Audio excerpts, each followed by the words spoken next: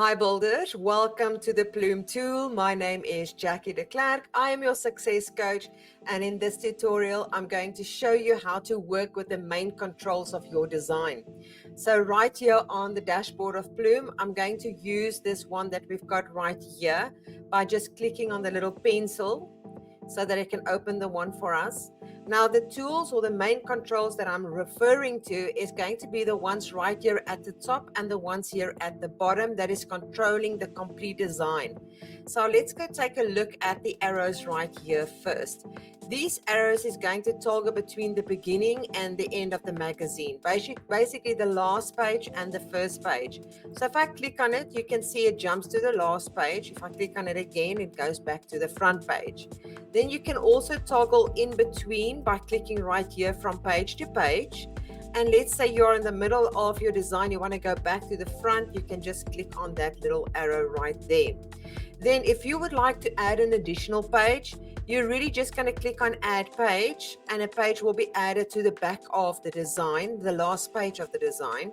You can also add a background color. So let's just choose this one for now. And you can see that we've got a color added.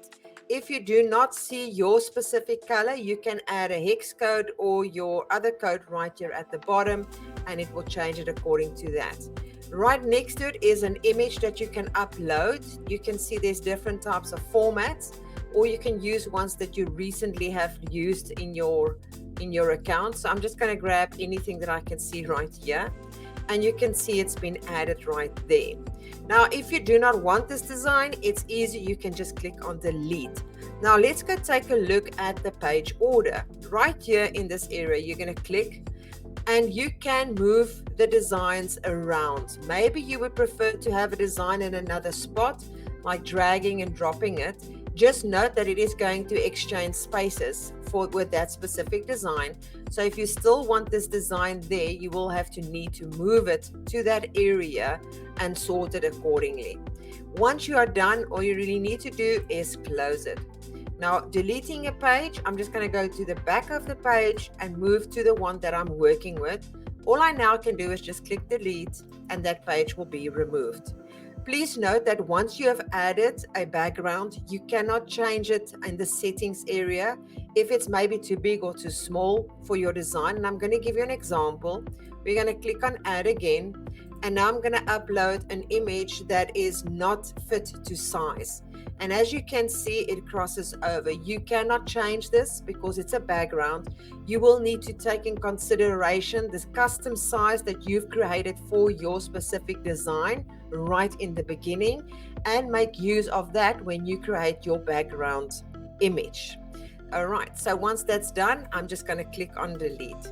Then right here, we've got a function that is going to help you increase or decrease the design so that you can work with it better. Sometimes you might need to add an element or something that's tiny.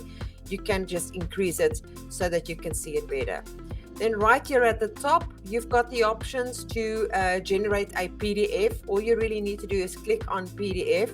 And please take note of the warning right here. It's just letting you know that if your magazine wasn't created correctly or your designs is not correct, there could be a possibility that the formats and the text would not come out the way that you expect. Now, the workaround for this is basically making sure that you have got ample space around your document here. So right here, you can see that it's been generated. Once it's done, it's going to give you a little icon that says PDF to show that's already been done. And then you can click right next to it where it says PDF list, and you're going to click on see all, and you will see all of the PDFs that you've created in the past. Now, to access it, you're going to click on the little eye, and depending on the size of your design, that's how long it's going to take to load. And then you'll see that it is quite nice to take a look at your work on the left-hand side. You can also decrease it to make it a little bit better for you to see. Once you're done, you can click on download, or you can choose to print. Now, in this example, we're just going to go to the cross, and we're going to go back to the magazine front. Then next to it is to embed. You can click on this, grab the code, and embed it inside of your website. Or you can go and make use of the preview button, which is this one right here. Grab the URL at the top and add that to a button. Now in the Plume overview video, if you want to, you can go take a look and it will show you exactly how to do that functions to get it embedded into your website. Now for the background color right here, you can choose any of the colors that's available, or you can add your own. So for this example, let's just change it to black, and you can see that is the way it changes. You can also add an image by click on select an image as a background. Once you're done, you can just close it right there, and it's going to take you back to your editor in this area. And that is all for this tutorial. I really hope that you enjoyed it, and I would urge you to watch the other